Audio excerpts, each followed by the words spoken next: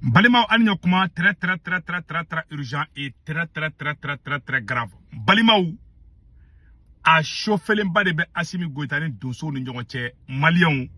Donso ka porte-parole Malien mena yɛrɛ kumakan kala ko Debu Sagara mena yɛrɛ kumakan kala Assimi Goïta ko jaja Assimi Goïta kelen bɛ ka instruction di Mali sɔrɔsiw ma k'u kana fara Donso kan ko ka Binaka mɔgɔ kɛlɛ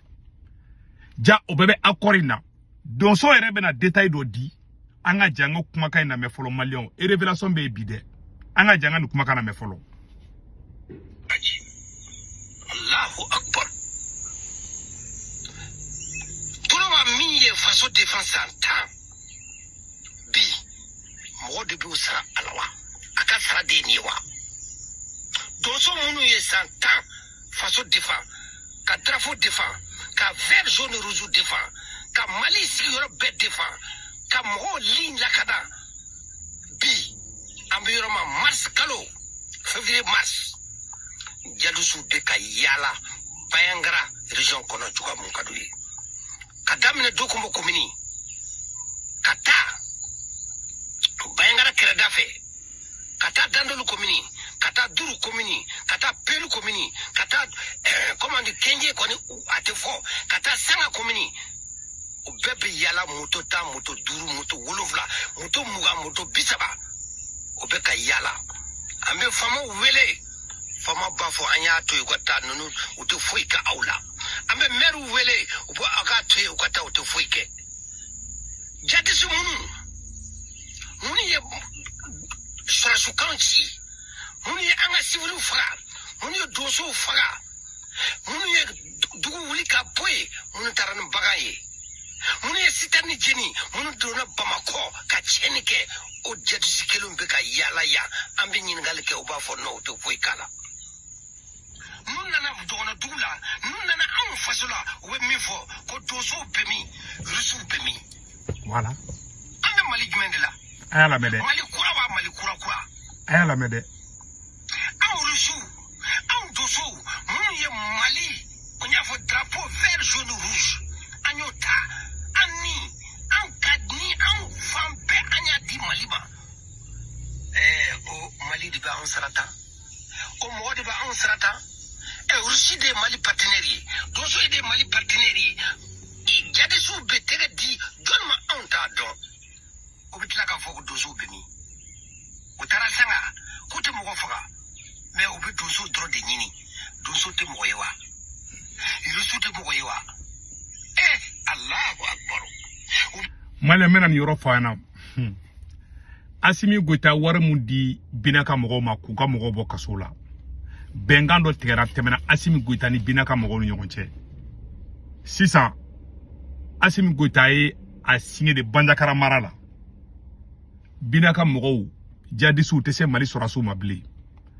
u bɛ Irisiw ni Donsow de kɛlɛ sisan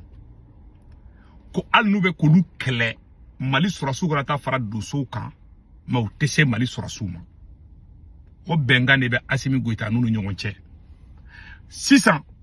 Mali sɔrɔsiw bɛ wele Donsow fɛ k'u kana far'u kan u ɲɛ bɛ jadisiw la Mali sɔrɔsiw tɛ na sɔrɔsiw ka faute tɛ dɛ Mali sɔrɔsiw ka bonya b'aw kan parce que sɔrɔsiya ye fɛngɛ de comme on appelle la chaîne de commandement de n'i ka ɲɛmɔgɔ ma mun fɔ i tɛ se k'o kɛ instruction de dilen bɛ ko sɔrɔsiw kana fara Donsow kan ko ka jadisiw kɛlɛ bilen o de bɛnkan bɛ Assimi Goïta ni u ni ɲɔgɔn cɛ mun bɛ ka kuma ale yɛrɛ t'a dɔn dɛ mun filɛ ka kuma ni Yusuf Toloba Donsow ka porte-parole de ye nin mais ale t'a dɔn ale yɛrɛ dabali bannen don mais ne Seku Tunkara bɛna fɔ Donsow aw ɲɛna bɛnkan de bɛ Assimi Goïta aw kana baga gouverneur ma aw kana baga préfet ma c'est-à-dire que mɔgɔ ninnu marifatigiw u y'a yira Assimi Goïta la de k'u tɛ se Mali sɔrɔsiw ma Bandiakara mais Mali sɔrɔsiw kana fara Donsow kan k'olu kɛlɛ Mali sɔrɔsiw n'olu de bɛ ka kɛ partenaire ye bi Malien den wɛrɛw contre an n'an ka partenaires contre la mɔgɔ wɛrɛ tɛ dɛ Assimi Goïta ninnu bɛnna la an yɛrɛ bɛ k'a fɔ ko munna u bɛ se Irisiw ma Irisiw y'an ka partenaires de Assimi cun hali ni Irisiw ye c'est-à-dire que Irisiw ni Donsow u bɛ se k'olu faga mais u kana se Mali sɔrɔsiw ma awni ala na chrétien ne fanga model jume o benga de bende parce que nous era da bali bana olu te ko woro de famia quoi mais anga blaga kuma to là ba Allahu akbar fo u ka drapeau bubulo u sira anga kana yo doso kan yoro u be mali drapeau jiki u be rusi drapeau jiki u be tasuma kala u be teme u be risu ka drapeau jiki voilà Allahu akbar voilà depuis 1900 c'est-à-dire que u be risu ka drapeau jini ka mali drapeau jini katla ka Allah akbar fo kute risu ka surasul toy ou te doso toy mais ou te se mali armée ma ni mali armée fana wula doso ve ko kana faruka ku kele ni ko kura de folo mali surasul doso kumbe jaga ko be ke mambe woro na ko bi foni asimi goita accord boroto ani binaka mogo chere awa asimi ni accord kura de signé de kate binaka mogo kele banjakara ma fo mali fashi de ma mali joro to fo ma kaifo de ngo banjakara di akarata nga kuma elema ma fo nga simi ko kate binaka mogo kele mali joro to la de mais banjakara côté là ku tu kele mali surasu te suma olu te se mali surasuma mali surasu nyebula u te marfa chula mo ne be ka ke asimi klela en malion galon se jamana jocha doso fleka mais doso ta doko accordé be asimi nu chew ma fa ngo doso ya fana ko asimi ni jadi sube ka accordé ma fa ngo doso fo de o de bien quoi mais parce que doso be ka kuma mun fo accordé ni nananoyi mais doso ta kalama ne be ka doso de informer ka malion informer parce que ne intega da kisedika anga jaga kuma to la me Modubo clé alpha clé ATT clé ibeka clé aya clé ibeka nimbe ambia ambe clé mina asimi clé do alaka nyumanteme jati sumunu an ka dugula we dugutigi min faga dugutigi saba ya mbayangara dafefe bojo dugutigi tebugur dugutigi jombola dugutigi ya faga bankasla Allahu akbar jana sabu dugutigi ya faga mer adjoint jungani ya faga mer adjoint dimbal utaranai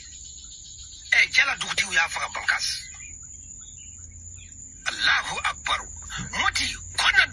kona mer adjoint utaranai ya faga chef de village boni ya faga omori dugutigi wudela ka faga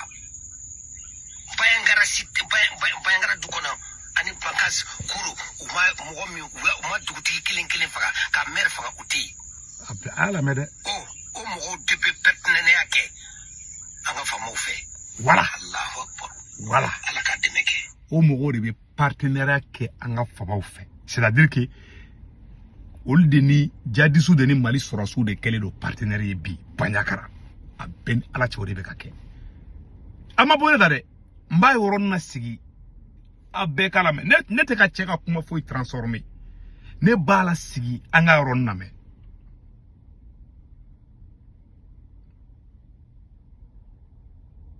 angala me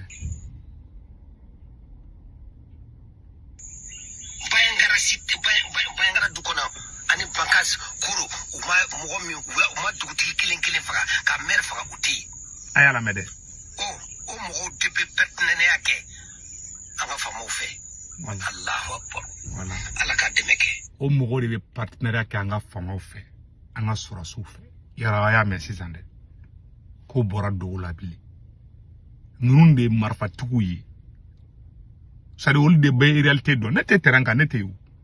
mais ne ba do kuma nye tiende mali surasu ni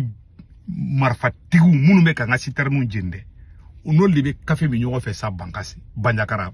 sari mo ema chebe ka kuma dimine ni mogo be ka kuma fo ni tien ba la kwai iba do kuma chugo chebe ka kuma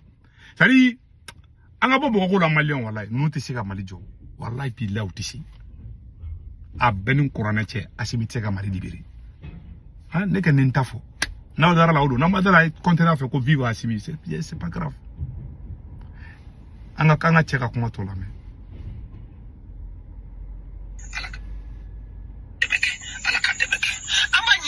ministre de la réconciliation amanyini ministre de la défense fait amanyini asimi fait aka tega di donso maranga baraki nyofe donso to fonyini la pete donso fonyini fasote vers jaune am wasima foye on a ni anga drapoté vert jaune rouge autant de bana Allahu akbar mais bit le flaina ou bi yala bankas ou bi sege marala koro koni ou bi jaga mina yoro jamana bayangara usira ya ou bi jaga mina yoro dola ou bi yala yoro dola aya ami autorité wele autorité ba fo Allahu akbar anga to yo kata ko srafesa jedu su koni voilà mais ou ba fo anu fla de bekelela fla marfa fla de bulu moto muwa fla doa fla te wallahi fla te jedu su do mais ni ota ko nga to yamba to ike ni ata eta ko nga tegedi ni eta e communiquer ke ka foko anye tegedi jedu suma problème tala jam fatala population vina bla fo kuma be fle yara kuma be flo nya korode eta yere de be mo gon sadi seru banka sig marala uni mali surasu de kadi mali surasu to kalaw mais surasu ka foti de asimin de keleme ko dilige bo ni uskile ba mo ko tille bala kale ko no ko nune wara bawdo biseka li sama faga billahi tallahi ube kan nege maleon est-ce que ne kuma kan tene kuma kan nyore fode ni ne segu tongara faso de njugudi ne ba dele ala fe aw be ga daji tune kun ci majara ne faso de njugudi de ne faso de njugudi ala kan ne malawi wallahi nasimi go tabe mali fe ni mali kan tene segu tongara la ne te fe mali ga avancer di no ne ga ngani wallahi ala ka barka do ne dalakana mais ne be ka janfa dum faso contrôle dogola ou be keneka ala kana sutara aw beka ala ka be bo kalama ne be ka mali janfa ala kana sutara jiyen kono fo na ka sorne to tungara de halala di fo na ka sorne te mfa de ni fo na ka sor tungara jelli te ne la wallahi mali kanu be ne la billahi tallahi ni ne faso de njugudi ala kan di bo abeka daji tun kunci mancela mega janfa fe ke mali contrôle ala kana shinya bulu ni mo ma ke dora ala kan libu na ka soro mega mali janfa de na simi ko tabe ka mali jo chienka ala ka simi sangorota na simi ka mali jo chienka ala ka simi ka kalumene na simi ka mali jo janfa ka ya rabbi ya mala ka simi ke yiko fly bela jale nga foko amina ne bora kuma fle so fla bolikene fle asimi ni jadi su de be ka baraka sisa abe warum duma hala e piri munu a keleme ka taka piri changer limu metla ko fana video ke segere mbola mbo fana fayena